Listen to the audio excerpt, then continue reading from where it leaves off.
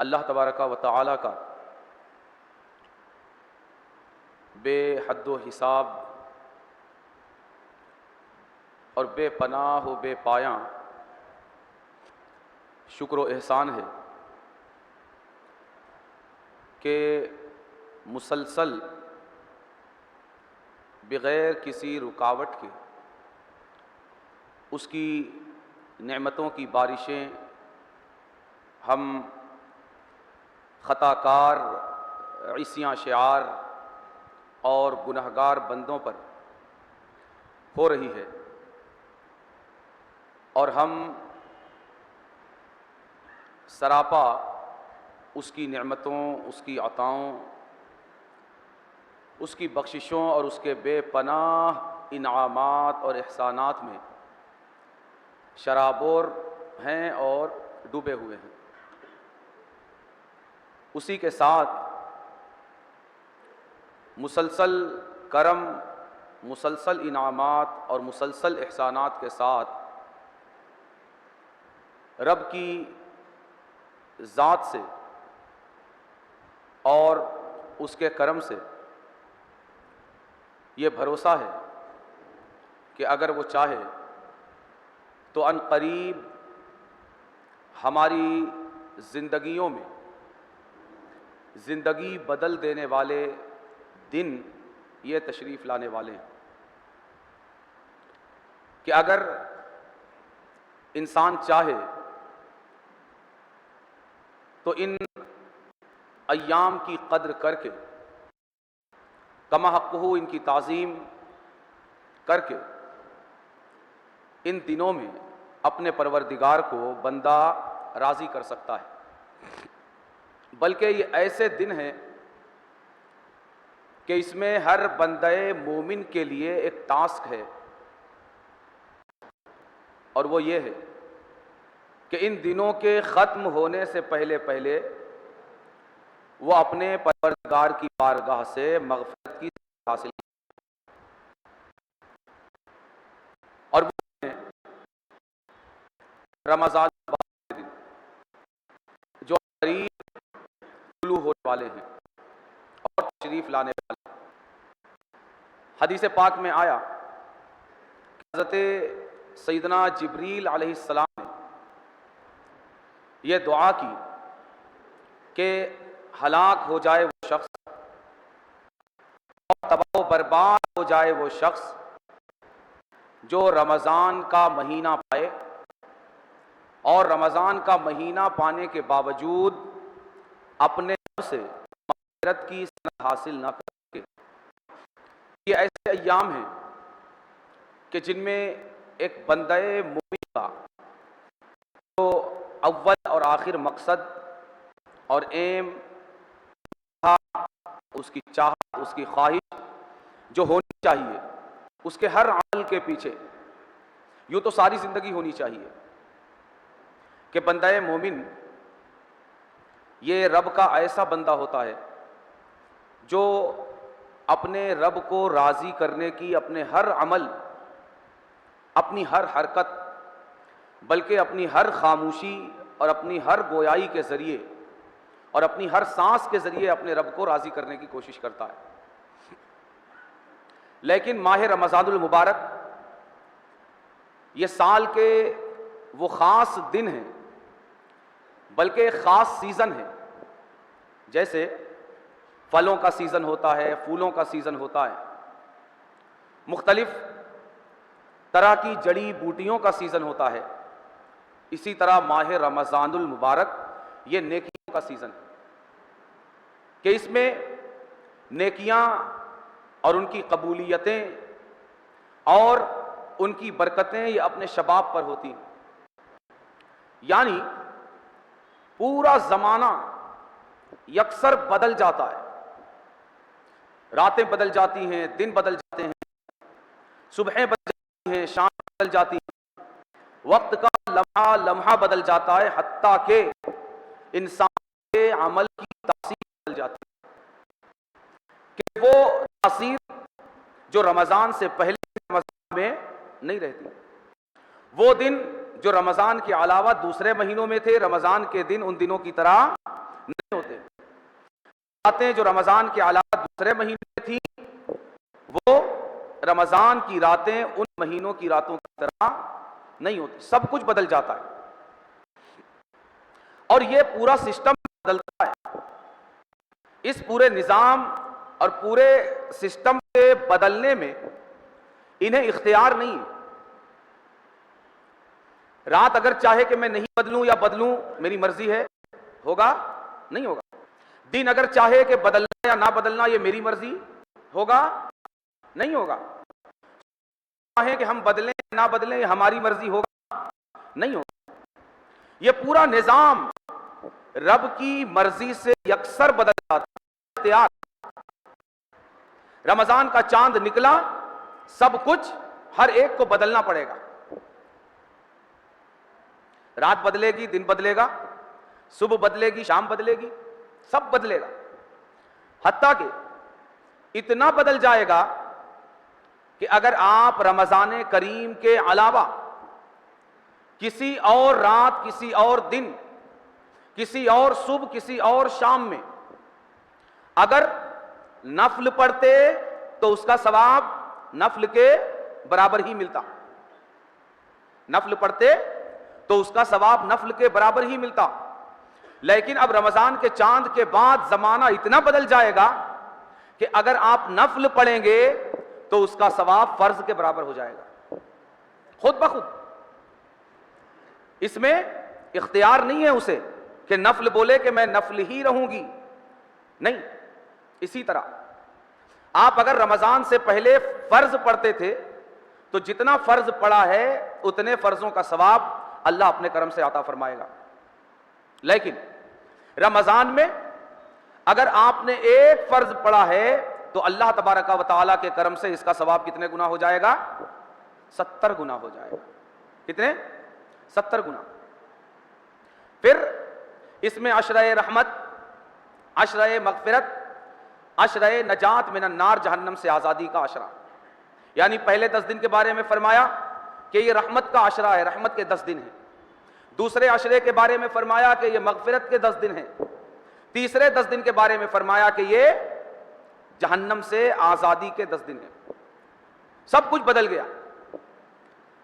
لیکن یہ سب جو بدلا, ان میں سے کسی کو بھی بدلنے نہ بدلنے میں اختیار نہیں ہے. اللہ نے آپشن نہیں دیا.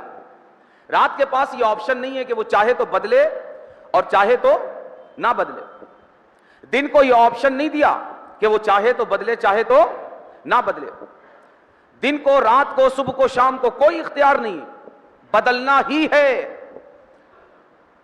یہ اختیار اللہ نے صرف انسان کو عطا فرمایا کہ اس کو یہ اختیار دیا کہ تمہیں اختیار ہے, کہ ہم نے سب کچھ بدل دیا ہے. صبحیں بدل دی ہیں, شامیں بدل دی ہیں, دن بدل دیے ہیں, راتیں بدل دی ہیں. اب اختیار تمہارا ہے کہ تم بھی بدلتے ہو یا نہیں بدلتے. اور تمہیں بھی بدلنے کی طرف ہم نے رغبت دلا دی ہے کہ یا ایھا الذین آمنوا کتب علیکم الصیام کما کتب علی الذین من قبلکم لعلکم تتقون. ہم نے اس سارے زمانے کو اس لیے بدل دیا ہے تاکہ تم بدل جاؤ. لعلکم تتقون. ہم نے یہ سب بدل دیا ہے, ماحول مہیا کر دیا ہے, زمانے کو آراستہ کر دیا ہے, نیکیاں آسان کر دی ہیں, ایک نفل کو فرض کے برابر کر دیا ہے, ایک فرض کو 70 فرضوں کے برابر کر دیا ہے, ہر لمحے میں نیکیاں رکھ دی ہیں. 10 دن کا رنگ الگ کر دیا ہے, 10 دن کا رنگ الگ کر دیا ہے, 10 دن کا رنگ الگ کر دیا ہے. ہر ایک رحمتوں کا انداز نرالا ہے, مغفرتوں کا انداز نرالا ہے. جہنم سے آزادی بے حساب عطا کی جا رہی ہے. اے بندو, اب امتحان تمہارے اختیار کا ہے کہ تم لعلکم تتقون کی منزل تک پہنچتے ہو یا نہیں پہنچتے. لعلکم تتقون. سب کچھ بدل دیا گیا ہے. مگر دوستوں, سب کچھ جو بدلا ہے اسے اپنے بدلنے میں کوئی اختیار نہیں ہے. اللہ نے اختیار کی عزت, اختیار کی شان, اختیار کا مرتبہ اور اختیار کا مقام صرف حضرت بنی آدم کو عطا فرمایا ہے. انسان کو عطا کیا ہے، مسلمان کو عطا کیا ہے. یہ اختیار بہت بڑی دولت ہے. میرا رب ہمیں مجبور بنا کر اپنے آگے نہیں جھکانا چاہتا، ہمیں بے اختیار کر کے نیک نہیں بنانا چاہتا، ہمیں بے اختیار کر کے اپنی بندگی پر آمادہ نہیں کرنا چاہتا. ہمارا رائٹ چھین کر، مجبور کر کے ہمیں اپنی بارگاہ میں جب عیسائی پر آمادہ نہیں کرنا چاہتا.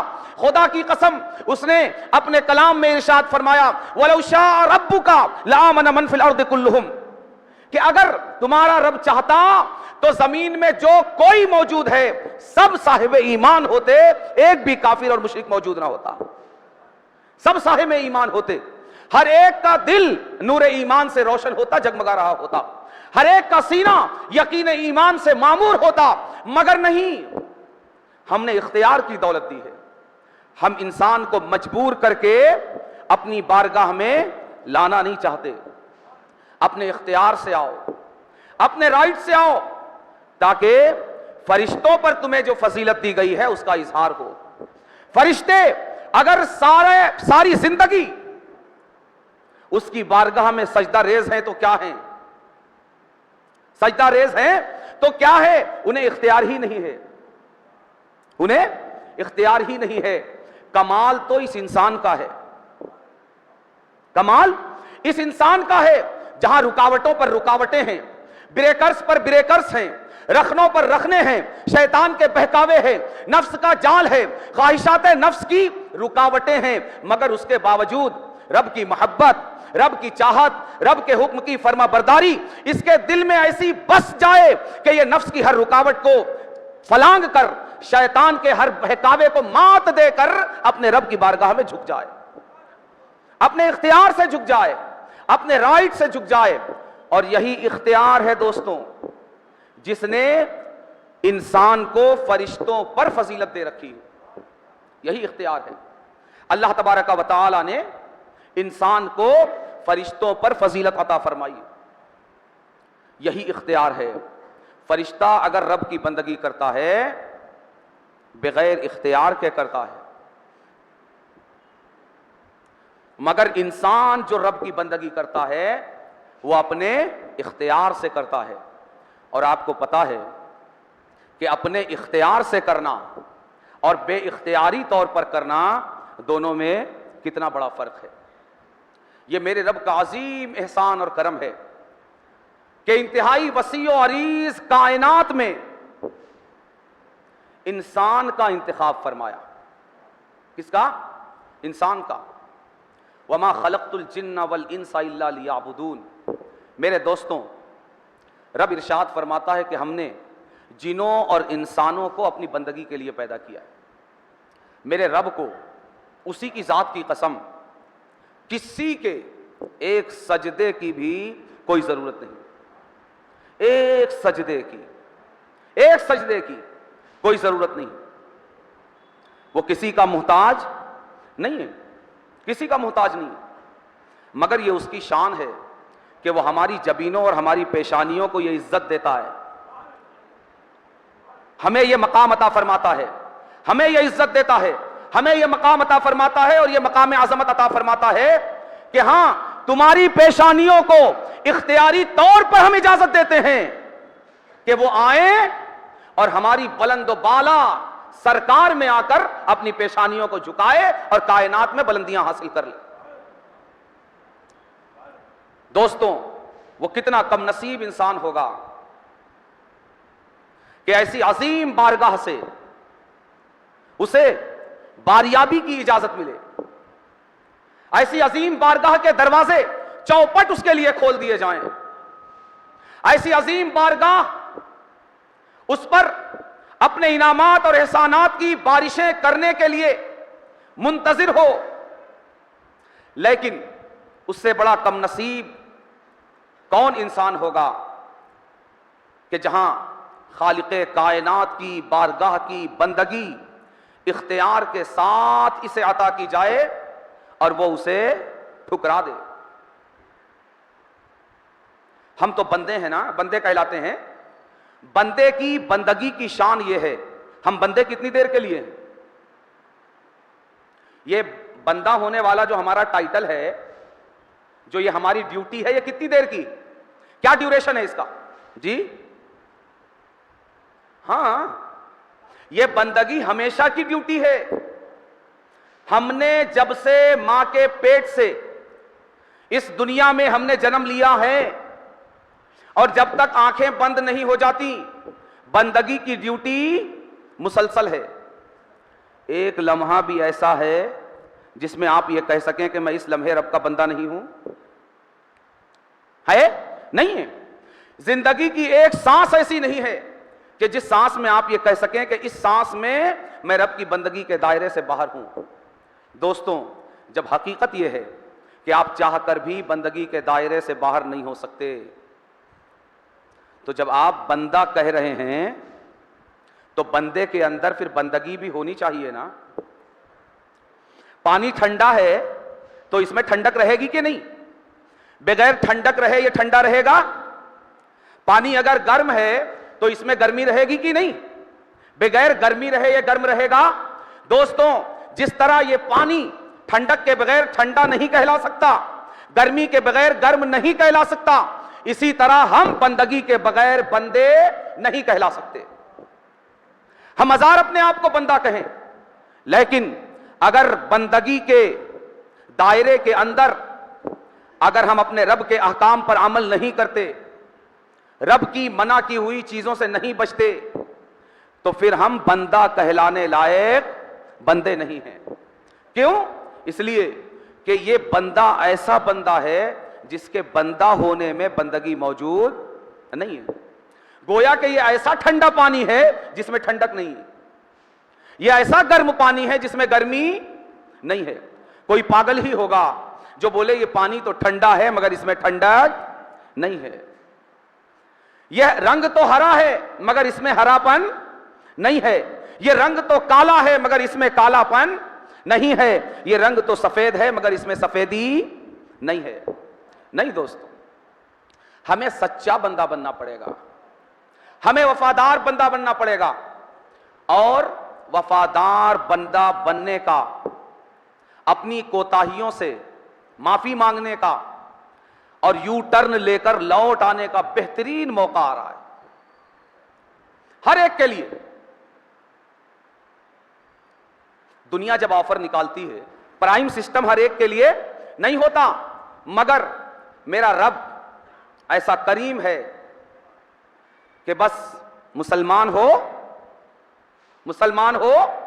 رب کی وحدانیت اور میرے محبوب کی رسالت کے اقراری ہو اور میرے محبوب کی تمام تعلیمات پر ایمان رکھتے ہو، تمہارے لیے باب رحمت کھلا ہوا ہے. تم کس رنگ کے ہو نہیں پوچھا جائے گا، کس نسل کے ہو نہیں پوچھا جائے گا، کہاں کے رہنے والے ہو نہیں پوچھا جائے گا. حتیٰ کہ آج تک تم نے اپنی زندگی کی سانسیں مسجد کی 4 دیواری میں لی ہے یا میخانے کی 4 دیواری میں، تم سے یہ بھی نہیں پوچھا جائے گا. تمہارے کرتوت کیا رہے، تم گناہوں میں ڈوبے رہے یا تم نیکیوں کے دلدادہ رہے، تمہارا شوق کیا رہا، تمہارا ذوق کیا رہا، تمہاری ایکٹیویٹی کیا رہی، تم کیا تھے، اس کی بات ہی نہیں ہے. بات اس کی ہے کہ تم اس کے دروازے پر لوٹ کر آ گئے ہو یا نہیں. اگر آ گئے ہو اور سچا جذبہ لے کر آ گئے ہو، میرا رب تمہیں معاف کرنے کے لیے تیار ہے. صبح کے بھٹکے ہوئے ہو، شام میں آ جاؤ، دروازہ کھلا ہوا ہے. شام کے بھٹکے ہوئے ہو، صبح میں آ جاؤ، دروازہ کھلا ہوا ہے. اور یہ تو عام دن کی بات ہے اس کریم آقا کے باب کرم کی. اور یہ ماہ مبارک جو آنے والا ہے، یہ تو اس کے کرم کی بے پناہ بارشوں کا مہینہ ہے. کہتے ہیں نا دوستوں کہ اتنی چھوٹ ملنے کے بعد بھی اگر اسٹوڈنٹ کامیاب نہیں ہو سکا تو پھر چانس کم ہے. اسی طرح کہا جا سکتا ہے کہ اگر رمضان ملنے کے باوجود بھی اللہ کرم فرما دے، ہم سب ایک دوسرے کے لیے دعا کریں کہ اللہ ہم سب کے لیے اس رمضان کو ایسا رمضان بنا دے جو مقبول رمضان ہو، جو ہمیں اپنے رب کی بارگاہ سے مغفرت کا پروانہ عطا فرما دے اور دلوا دے، جو ہمیں اپنے پروردگار کا قرب عطا فرما دے، جو ہمیں اپنے پروردگار کی بارگاہ کی قبولیت دلا دے۔ اللہ تبارک و تعالیٰ اس رمضان کو ہمارے لیے ایسا رمضان بنا دے۔ دوستوں، اگر رمضان پا کر بھی اگر ہم اس کی بارگاہ سے مغفرت کا پروانہ نہ لے سکے تو پھر آگے چانس بہت کم نہیں تو کم ضرور ہے۔ اس لیے کہ اس میں مغفرت کا کیا عالم ہوگا کہ دعا کرنے والے جبریل امین ہیں اور آمین کرنے والے حضور آقائے کریم ہیں۔ جبریل دعا کرتے ہیں کہ ہلاکت ہے اس شخص کے لیے جو رمضان پائے اور رب کی بارگاہ سے مغفرت حاصل نہ کر سکے۔ اور اس پر آمین کون کہتا ہے؟ سید الملائکہ دعا کر رہے ہیں اور سید الانبیاء آمین فرما رہے ہیں۔ اللہ تبارک و تعالی ہمیں اس ماہ مبارک کے ایک ایک لمحے کی قدر کرنے کی توفیق عطا فرمائے۔ یقیناً یہ سچائی ہے کہ ہم اس لائق نہیں ہیں کہ ہم اس کی قدر کر سکیں، ہم چاہ کر بھی نہیں کر سکتے۔ رب نے ہی چاہا تو ہمیں رمضان ملے گا، اور رب نے ہی چاہا تو ہم انشاءاللہ اس کی عطا سے اس کی قدر کر سکیں گے۔ اور رب کا کرم ہوا اور اس کے کرم سے ہماری کوششیں رہیں تو انشاءاللہ تبارک و تعالی ہم اس کی عطا سے اس ماہ مبارک کی برکتوں سے سرفراز بھی ہو سکیں گے۔ اللہ تبارک و تعالی ہمیں اپنے ان بندوں میں شامل فرما لے جن بندوں پر اس ماہ مبارک کی تمام سعادتوں، تمام نعمتوں، تمام کرامتوں اور تمام برکتوں کی موسلا دھار بارشیں وہ فرمائے گا۔ اللہ تبارک و تعالی اس ماہ مبارک میں ہمیں اپنا قرب اور اپنی بارگاہ میں ہمیں شرف قبولیت عطا فرما دے، اور اس طرح رمضان گزارنے کی توفیق عطا فرمائے جس طرح اس کے مقبولان بارگاہ اور مقربان درگاہ گزارا کرتے ہیں۔ وما علینا الا البلاغ۔